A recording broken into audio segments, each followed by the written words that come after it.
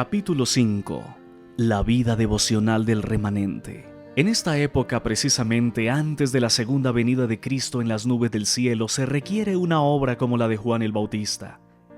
Dios necesita a hombres y mujeres que preparen a un pueblo que se mantenga firme en el gran día del Señor. A fin de dar un mensaje como el que dio Juan, debemos tener una experiencia espiritual como la suya. La misma obra debe efectuarse en nosotros. Hemos de contemplar a Dios y al contemplarlo perderemos de vista el yo. La comunión con Dios ennoblecerá el carácter y la vida. Los hombres verán que hemos estado con Jesús como lo notaron en los primeros discípulos. Esto impartirá al obrero un poder que ninguna otra cosa puede dar. No debe permitir que cosa alguna le prive de ese poder. Hemos de vivir una vida doble, una vida de pensamiento y de acción, de silenciosa oración y fervoroso trabajo. Oración y esfuerzo y oración debieran ser la tarea diaria de nuestra vida. Necesitamos orar como si la eficiencia y la alabanza correspondieran exclusivamente a Dios y trabajar como si el deber fuera nuestra única obligación. Nadie que no ore puede estar seguro un solo día o una sola hora. Quien no hace nada más que orar, pronto dejará de hacerlo. Viene la tormenta que probará la fe de toda persona. No importa de qué clase sea. Los creyentes deben estar ahora firmemente arraigados en Cristo, o de otra manera serán desviados por algún género de error. Sería bueno que cada día dedicáramos una hora de reflexión a la contemplación de la vida de Cristo. Debiéramos tomarla punto por punto y dejar que la imaginación se posesione de cada escena, especialmente de las finales. La única defensa contra el mal consiste en que Cristo more en el corazón por la fe en su justicia. A menos que estemos vitalmente relacionados con Dios, no podremos resistir los efectos profanos del amor propio, de la complacencia propia y de la tentación a pecar. Podemos dejar muchas malas costumbres y momentáneamente separarnos de Satanás, pero sin una relación vital con Dios por nuestra entrega a Él, momento tras momento, seremos vencidos. Sin un conocimiento personal de Cristo y una continua comunión, estamos a merced del enemigo y al fin haremos lo que nos ordene. Cristo crucificado debe ser el tema de nuestra meditación, conversación y más gozosa emoción. El corazón humano no puede conocer la felicidad hasta que se somete para ser moldeado por el Espíritu de Dios. El Espíritu conforma el alma renovada según el modelo, Jesucristo. Mediante su influencia, la enemistad contra Dios se cambia en fe y en amor, y el orgullo en humildad. El alma percibe la belleza de la verdad y Cristo es honrado en la excelencia y la perfección del carácter. No hay en nuestra naturaleza impulso alguno ni facultad mental o tendencia del corazón que no necesite estar en todo momento bajo el dominio del Espíritu de Dios. El Espíritu ilumina nuestras tinieblas, informa nuestra ignorancia y nos ayuda en nuestras múltiples necesidades. Pero la mente debe buscar a Dios en forma constante. Si se permite que la mundanalidad entre en ella, si no tenemos deseo de orar ni deseo de estar en comunión con Él, quien es la fuente de la fortaleza y la sabiduría, el Espíritu no permanecerá en nosotros. Ningún corazón renovado puede mantenerse puro sin la aplicación diaria de la sal de la palabra. Necesita recibir diariamente la gracia divina, de lo contrario no permanecerá convertido. Nuestra fe debe estar fundada en la palabra de Dios. Aferrémonos firmemente del testimonio vivo de la verdad. Tengamos fe en Cristo como Salvador personal. Él ha sido y siempre será nuestra roca, la roca de los siglos. Los cristianos necesitan prepararse para lo que pronto ha de estallar sobre el mundo como sorpresa abrumadora, y deben hacerlo estudiando diligentemente la palabra de Dios y esforzándose para conformar su vida con preceptos. Solamente los que hayan fortalecido su espíritu con las verdades de la Biblia podrán resistir en el último gran conflicto. Solo los que hayan estudiado diligentemente las Escrituras y hayan recibido el amor de la verdad en sus corazones serán protegidos de los poderosos engaños que cautivarán al mundo. Nuestros hermanos necesitan comprender los oráculos de Dios, necesitan tener un conocimiento sistemático de los principios de la verdad revelada que los preparará para sobrellevar aquello que está por sobrevenir en la tierra e impedirá que sean llevados de aquí para allá por todo viento de doctrina.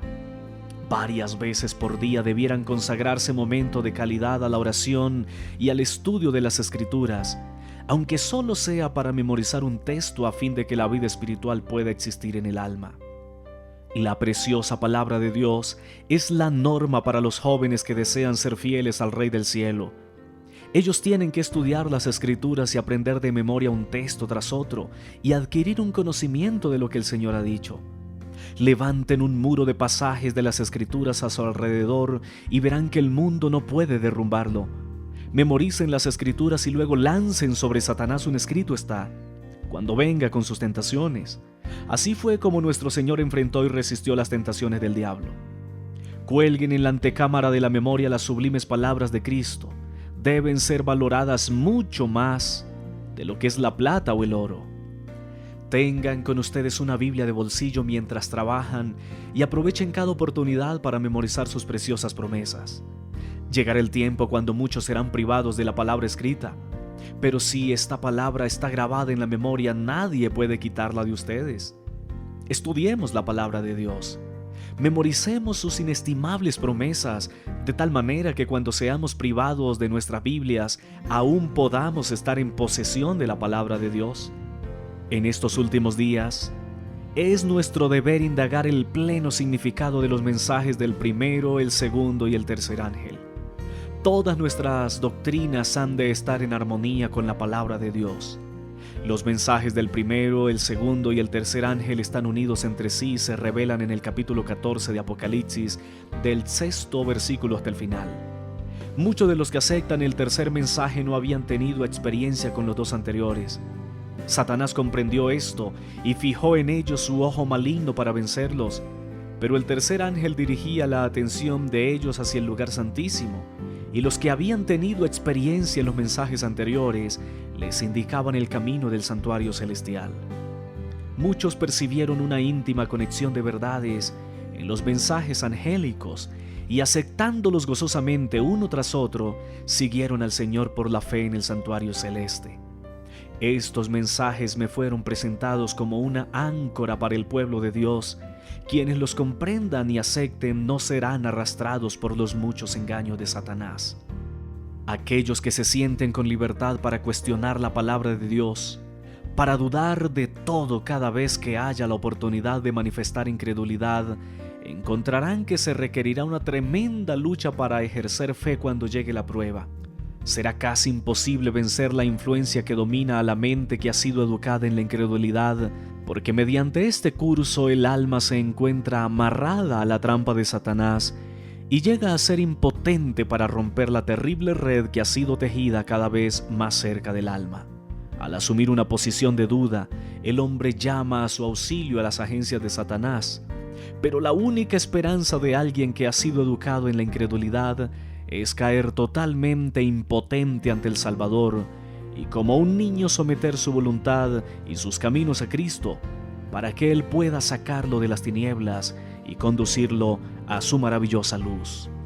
El ser humano no tiene poder para recobrarse de la trampa de Satanás. El que se educa con los fines de cuestionar, dudar y criticar, se fortalece en la infidelidad.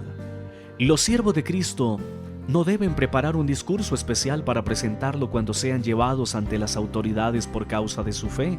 Su preparación ha de ser hecha día tras día, atesorando en el corazón las sublimes verdades de la palabra de Dios, alimentándose de las enseñanzas de Cristo y fortaleciendo su fe por medio de la oración. Entonces, cuando sean llevados ante los tribunales, el Espíritu Santo les hará recordar precisamente las verdades que alcanzarán los corazones de los que vinieren para oír. Dios les traerá repentinamente a la memoria el conocimiento que obtuvieron por medio de un estudio diligente de las Escrituras, precisamente cuando lo necesiten. Cuando venga el tiempo de prueba, Habrá hombres que, si bien están predicando ahora a otros, al examinar sus creencias hallarán que hay muchas cosas de las cuales no pueden dar una razón satisfactoria. Hasta que no sean así probados, no conocerán su gran ignorancia. Y en la iglesia son muchos los que parecen comprender lo que creen y no se percatarán de su propia debilidad mientras no se levante una controversia. Cuando estén separados de los que sostienen la misma fe y estén obligados a destacarse solos para explicar su creencia, se sorprenderán al ver cuán confusas son sus ideas de lo que habían aceptado como verdad. La capacidad de dar razón de nuestra fe es un don de Dios. Pero si la verdad no va más allá de esto, el alma nunca será salvada. El corazón debe ser purificado de toda contaminación moral. Pocos comprenden que es su deber dominar su pensamiento y razonamiento. Resulta difícil mantener a la mente indisciplinada, concentrada en temas provechosos. Pero si no se emplean debidamente los pensamientos, la religión no puede florecer en el alma. La mente ha de ocuparse en las verdades sagradas y eternas. De lo contrario, encontrará gozo en pensamientos superficiales e insignificantes. Hay que disciplinar tanto las facultades intelectuales como las morales, y éstas se fortalecerán y crecerán mediante el ejercicio. Necesitamos urgentemente estimular y cultivar pensamientos puros, santos y fortalecer las facultades morales antes que las potencias inferiores y carnales. Dios nos ayude a darnos cuenta de nuestros apetitos autocomplacientes. Enod caminó con Dios por 300 años antes de su traslación al cielo, y el estado del mundo no era entonces más favorable para la perfección del carácter cristiano que lo que es ahora. ¿Y cómo caminó Enod con Dios? Educó su mente y su corazón para sentir siempre que estaba en la presencia de Dios. Y cuando se encontraba en dificultades, sus oraciones ascendían para que Dios lo guardara. Este siervo del Altísimo rehusó escoger cualquier curso de acción que ofendiera a Dios. Continuamente mantuvo el Señor delante de sí. Su oración era: enséñame tu camino para que no pueda errar. ¿Qué es lo que tú deseas de mí? ¿Qué haré para honrarte, mi Dios? Así se mantuvo constantemente eligiendo su camino y su curso de acción en armonía con los mandamientos de Dios, y tenía perfecta seguridad y confianza en que su Padre Celestial lo ayudaría. No tenía un pensamiento ni una voluntad propia. Todo estaba sumergido en la voluntad de su Padre. Enod fue un representante de aquellos que estarán sobre la tierra cuando Cristo regrese por segunda vez, que serán trasladados al cielo sin ver la muerte. Enod tuvo tentaciones así como nosotros. Estuvo rodeado por una sociedad que no fue más amiga de la justicia que la que nos rodea a nosotros. La atmósfera que respiraba estaba contaminada de pecado y corrupción, así como la nuestra. Sin embargo, vivió una vida de santidad. No se dejó contaminar por los pecados prevalecientes de la época en que vivió. De la misma manera podemos nosotros permanecer puros e incorruptos. Cómo he participado en todo paso de avance hasta nuestra condición presente. Al repasar la historia pasada puedo decir: alabado sea Dios. Al ver lo que el Señor ha hecho, me lleno de admiración y de confianza en Cristo como director. No tenemos nada que temer al futuro, a menos que olvidemos la manera en que el Señor nos ha conducido y lo que nos ha enseñado en nuestra historia pasada. Si alguna vez hubo un tiempo cuando una actitud de seria reflexión conviene a todo aquel que teme a Dios, es ahora, cuando es esencial la piedad personal. Debería plantearse la pregunta: ¿quién soy yo? ¿Y cuál es mi trabajo y mi misión en este tiempo? ¿De qué lado estoy trabajando? ¿Del de Cristo o del enemigo? Que cada alma se humille ante Dios, porque seguramente ahora estamos viviendo en el gran día de la expiación.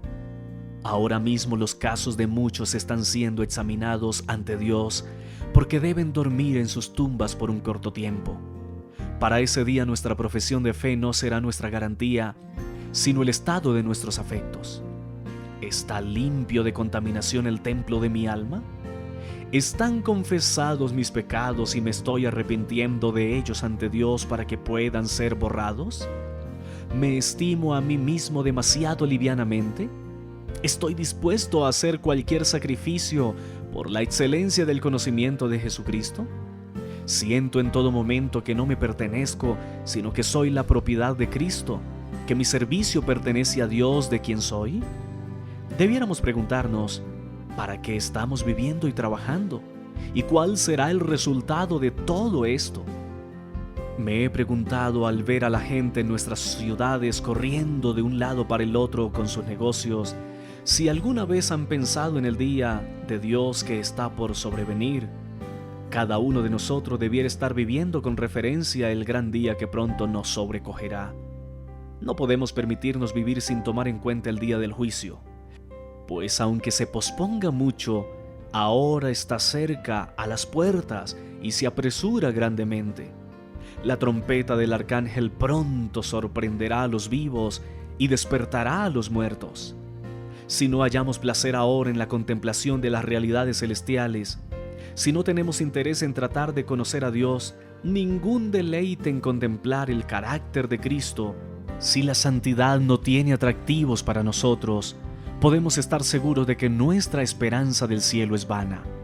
La perfecta conformidad a la voluntad de Dios es la gran meta que debe estar constantemente delante del cristiano. Él se deleitará en hablar de Dios, de Jesús, del hogar de felicidad y la pureza de Cristo que ha preparado para los que lo aman. La contemplación de estos temas cuando el alma se regocija en las bienaventuradas declaraciones de Dios es comparada por el apóstol con el gozo del mundo venidero.